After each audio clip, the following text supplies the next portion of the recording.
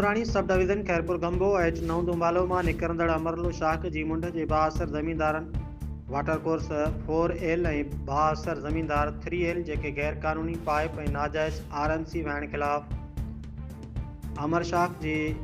अमरलो शाख जे पुछड़ जे आबादगारनि इलियास हिंगोर जो, मज़हर लिगारी, अब्दुल अज़ीज़ कीरियो, आशिक अली मज़ारी, पीर बख्श तलोई, असगर आरई, मिस्त्री हिंगोर जो ऐं ॿियनि प्रेस क्लब बुढो कुमराणी अॻियां एहतिजाज कंदे चयो, नसीर कैनाल मां निकिरंदड़ अमरलो शाख ते वॾो ज़ुल्म आहे। बाअसर ज़मींदार doctor Mohammad Khan Talpur water course 4L, बाअसर ज़मींदार शाहिद आरई वाटर कोर्स 3L जिन RMC 1.5 इंच आहे, जेके 7 इंच लॻाए पाणी पीअनि पिया ऐं वरी पासे मां गैर क़ानूनी पाइप लॻाए वेठा आहिनि, जिन लाइ सब डिवीज़न खैरपुर गंबो जे STO इरिगेशन ग़ुलाम अब्बास उमराणी के शिकायतूं कयूं, जिन गैर क़ानूनी पाइप कढाए ॾिना, लेकिन पाइप वरी बि लॻाया पिया वञनि ऐं वाटर कोर्स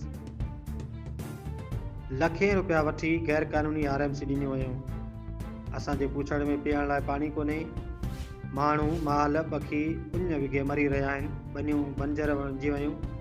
हिन वधीक चयो त इरिगेशन जे आला अमलदारनि खां मुतालबो था कयूं असांजी अमरलो शाख जी विज़िट करे असां सां ज़्यादतियूं ख़तमु कराए पुछड़ में पाणी पहुचाए ॾिनो वञे। ॿिए पासे STO इरिगेशन ग़ुलाम अब्बास उमराणी सां राब्तो करण ते ॿुधायो त पाइप मूं कढाए छॾिया आहिनि, बाक़ी RMC जो मसइलो हूंदो त कागज़ चेक करे हल कंदसि। रिपोर्ट आशिक अली जोड़ेचो, बुढो कमराणी। इरिगेशन डिपार्टमेंट जो इहो मसइलो आहे। इरिगेशन वारनि खे इहा रिक्वेस्ट आहे त नाजाइज़ू ख़तमु करे पुछड़ जे ज़मींदारनि खे उन्हनि जो जेको हक़ आहे उहो हुननि जे वाटरनि ते पुॼायो वञे त असां निहायत ई शुक्रगुज़ार रहंदासीं इरिगेशन डिपार्टमेंट जा। पुछड़ जे ज़मींदारनि खे पाणी जेको आहे उहो पुॼायो वञे, अमरलो शाख ते नाजाइज़ू जेके आहिनि उहे ख़तमु कयो वञनि।